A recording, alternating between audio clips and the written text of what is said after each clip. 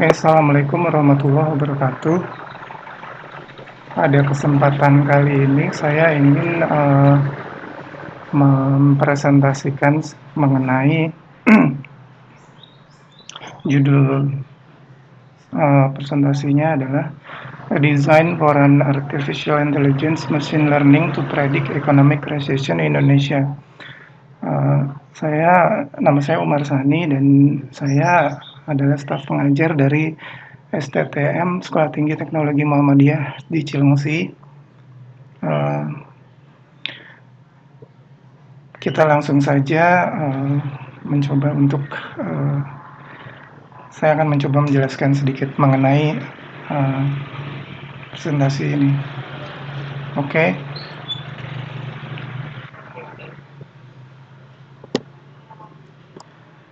Yang pertama adalah yang kita akan coba bahas adalah mengenai economic recession. Economic recession sendiri adalah satu kejadian dalam perjalanan ekonomi satu kumpulan individu gitu ya. Dalam hal ini yang kita bahas adalah ekonomi di Indonesia. Nah, karena sifat ekonomi itu sendiri di mana merupakan kumpulan dari transaksi dan berbagai kegiatan ekonomi yang dilaksanakan. Nah, ekonomi akan mengalami satu penurunan dan penaikan dalam satu cycle gitu. Jadi ada polanya. Nah, itu dari berbagai faktor yang ada dan dipengaruhi juga oleh kejadian-kejadian yang ada di luar negeri. Nah, hal itu secara agregat akan membuat satu cycle dalam ekonomi. Nah, yang pertama mungkin menyadari ini gitu, adanya cycle ekonomi mungkin setelah terjadinya depresi ekonomi tahun 1929 ya di Amerika. Nah, itu terlihat dari satu masa ekonomi yang demikian baik, tiba-tiba semuanya kolaps dan semua kesulitan untuk menjalankan perekonomiannya masing-masing gitu. Dan kemudian ini juga mengakibatkan terjadinya pengangguran, terjadinya resources yang kurang bisa untuk daya gunakan dan sebagainya. Nah, salah satu sifatnya juga adalah ini terjadi dalam kurun waktu rata-rata di atas 10 tahun dan bisa berbelasan atau puluhan tahun, dan memang bukan dalam waktu 1-2 tahunan, karena memang ini berkaitan juga dengan psikologi manusia gitu ya. Dan karena berkaitan juga dengan psikologi manusia ini juga makanya susah untuk diprediksi gitu, karena kita melibatkan ekonomi makro yang kalau sekarang sudah menyatu di seluruh dunia. Mungkin 7 miliar manusia adalah 7 miliar keputusan dan 7 miliar kemungkinan, dan itu menjadi agregat dari kegiatan ekonomi yang ada, yang berakibat pada ekonominya akan meningkat atau menurun. Nah, berikutnya adalah mengenai artificial intelligence. Pada dasarnya AI sendiri sudah berkembang, kecerdasan buatan dari tahun 40-an, dari mulai adanya komputer gitu ya, sudah memang yang menciptakan komputer pertama, Alan Turing dan sebagainya, sistem komputer dan prinsip-prinsip komputasi itu sudah berpikir bagaimana membuat komputer yang dianggap bisa berpikir seperti manusia gitu ya. Tapi dalam perjalanannya memang kurang berjalan dengan baik. Jadi sempat stagnan tahun 70-an 80-an. AI cukup stagnan karena memang hardware-nya yang ada waktu saat itu memang masih jauh dibanding kebutuhan yang ada untuk metode AI dapat diterapkan dengan baik. Akhirnya baru bisa tahun 90-an, tahun 2000 sampai sekarang baru bisa diterapkan karena memang memori, kecepatan processing dan faktor-faktor komputasi lainnya bisa mendukung perkembangan AI dengan cukup pada saat sekarang. Nah, yang akan kita fokuskan adalah terutama ke machine learning dan deep learning, di mana kalau machine learning ini adalah memang satu cabang dari AI yang mengkhususkan pada metodologi untuk pemecahan masalah yang lebih kepada sifatnya komputasional dan penerapan algoritma yang unik untuk tiap-tiap masalah. Nah,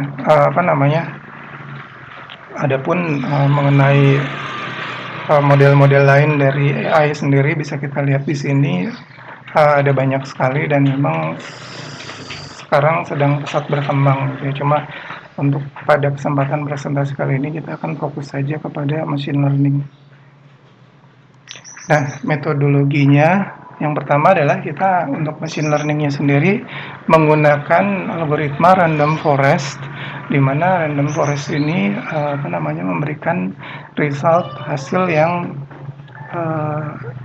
lebih baik dibandingkan algoritma-algoritma lain karena saya melihat pada studi yang sudah dilaksanakan di Amerika dan di Italia juga di Eropa untuk problematika prediksi ekonomi yang sama untuk di masing-masing negara. Nah, dari hasil yang ada memang random forest lebih baik, oleh karena itu kita langsung pilih metodologi ini.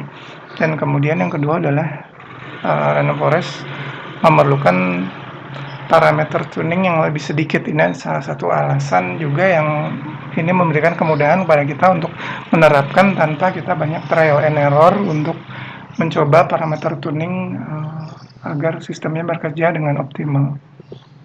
Nah, berikutnya adalah yang kita gunakan adalah scripting Python, di mana Python sendiri adalah bahasa pemrograman high level yang bisa mencakup antara scripting yang high level, artinya mudah untuk digunakan, tapi sekaligus juga bisa mencakup pada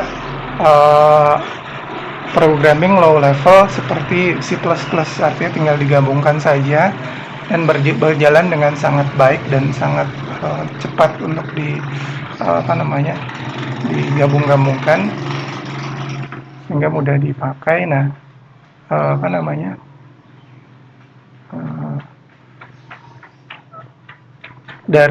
di dalam Python-nya ini juga adalah penerapan dari TensorFlow. Memang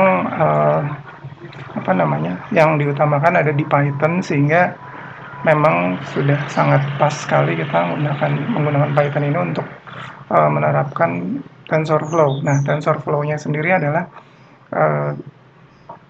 adalah satu project dari Google untuk penerapan AI dan terutama machine learning yang dapat dipakai oleh banyak pihak, dan terutama mungkin dari akademisi dan dari perusahaan yang mungkin sama seperti gaya Google, seperti yang lain-lain seperti Android dan Google Map dan lain-lain yang memang dipakai oleh banyak orang karena dibuat open source dan dapat diakses oleh siapapun. Nah, ini TensorFlow ini relatif baru akhir 2016, jadi baru sekitar 3 tahunan dipakai. Nah, dari 3 tahun ini saya cermati perkembangannya cukup cepat dan memang mungkin seperti yang diharapkan oleh inisiatornya sendiri Google, bahwa memang dapat dipakai untuk pengembangan AI yang lebih banyak di berbagai bidang. Nah, program scriptnya sendiri seperti ini. Jadi kita menggunakan Python script ini kita terapkan di Anaconda, dan di dalam Anaconda ada Spider Windows yang kita pakai IDE-nya untuk pengembangan dan debugging dari scriptnya ini sendiri. Nah, saya sekarang sedikit mengenai scriptnya. Yang pertama ini adalah pemanggilan library-nya. Di sini ada library TensorFlow, kemudian library untuk penanganan numbering di dalam Python, penanganan matriks dengan menggunakan Panda, dan di dalamnya juga adalah yang ini random forest-nya. Nah, kemudian berikutnya adalah kita setting untuk mengambil datanya sendiri ada di dalam economy.csv ini, dalam comma separated value. Nah, di dalamnya adalah kita mempunyai beberapa inputan. Pertama adalah tahun, kemudian PDB atau GNP, ya, Gross National Product, dan kemudian indeks saham pada saat yang bersangkutan, kemudian oil price pada saat itu, kemudian CPI, Consumer Price Index, dan ini adalah labelnya sendiri. Jadi ini kita menggunakan supervised learning untuk random forest, sehingga kita harus mendikte hasilnya, apakah hasilnya itu normal atau resesi pada saat sistem ini belajar gitu, sehingga nantinya dia akan bisa mempelajari polanya. Nah, kemudian berikutnya adalah di sini yang penting adalah kita split antara training data dengan test data, di mana kita bagi 25% adalah test data dan 75% lain adalah training datanya, sehingga dalam hal ini sistem ini akan langsung bisa melakukan satu testing dengan menggunakan tes data dan bisa melakukan evaluasi performanya sendiri, sehingga langsung ketahuan performanya sekian persen benar, sekian persen salah gitu. Nah, ini kemudian ada loopnya dan sebagainya dalam random forest dan seterusnya. Oke, berikutnya adalah mengenai datanya. Datanya yang terdiri pertama adalah dari Gross National Product di Indonesia, yang biasa berupa angka, misalnya pertumbuhan ekonomi kita 5%, 6%, 8%, dan seterusnya. Nah, kemudian berikutnya adalah stock index, yang kita langsung dapat dari Stock Exchange, Indonesian Stock Exchange. Kemudian berikutnya adalah Consumer Price Index, yang merupakan data yang diolah oleh Biro Pusat Statistik dari banyak faktor ekonomi. Dan kemudian yang terakhir adalah oil price, yang merupakan harga dari WTI atau West Texas Intermediate, dari harga minyak mentah yang pada saat itu berlaku. Nah, berikutnya adalah hasilnya. Seperti tadi dijelaskan, adalah sistem ini scriptingnya bisa langsung melakukan evaluasi hasil, dan di sini pada running yang kita lakukan didapat hasilnya sebesar akurasi tesnya sebesar 88% benar gitu. Dan ini boleh dibilang setiap kali kita ulang tesnya dan trainingnya, hasil ini akan bergerak kurang lebih akan berubah sedikit. Misalnya kalau kita ulang lagi bisa berubah menjadi 85%, kita ulang lagi bisa 89%, bisa menjadi 86%, tapi bergerak sekitar angka yang memang secara statistik average-nya sekitar sekian gitu ya. Jadi memang ini secara statistik memang bergeraknya gitu, mean average-nya.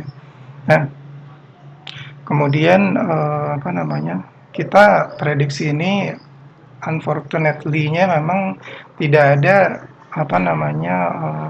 resesi ekonomi yang memang diharapkan bisa untuk diramalkan. Ada memang resesi yang terjadi pada zaman corona saat ini gitu ya, yaitu kuartal 23 dan 4 2020 gitu ya. Cuman ini terjadinya sangat apa namanya cepat sehingga boleh dibilang sistem ini eh,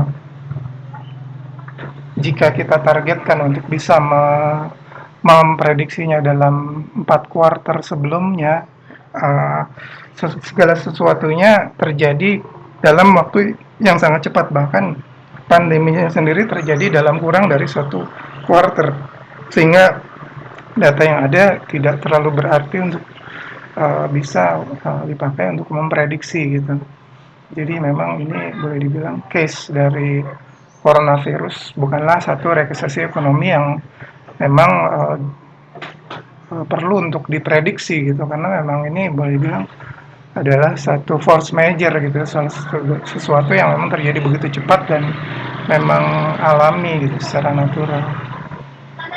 Nah, berikutnya adalah konklusinya, kesimpulan yang bisa kita dapatkan adalah kalau untuk kuartal 1 sampai 2010 sampai kuartal 3 2020 prediksi yang dia dapatkan bisa cukup baik gitu. Cuma memang tidak ada prediksi untuk ekonominya, untuk resesi ekonominya yang natural. Nah, untuk mesin ini bisa bekerja lebih pas gitu ya dalam memprediksi adalah kita perlu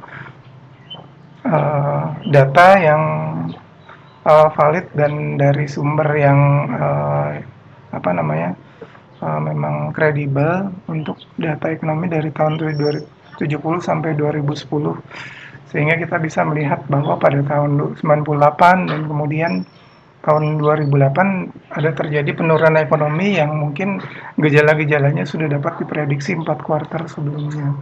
Nah, eh, berikutnya adalah mengenai bagaimana mengimprove desainnya sendiri. Kira-kira dari sini desainnya sendiri mungkin bisa diimprove dengan menggunakan dengan memisahkan CPI indeksnya menjadi seperti originalnya, di mana ada 69 faktor entries dari CPI index yang pada saat ini kita summarize menjadi satu untuk penyederhanaan.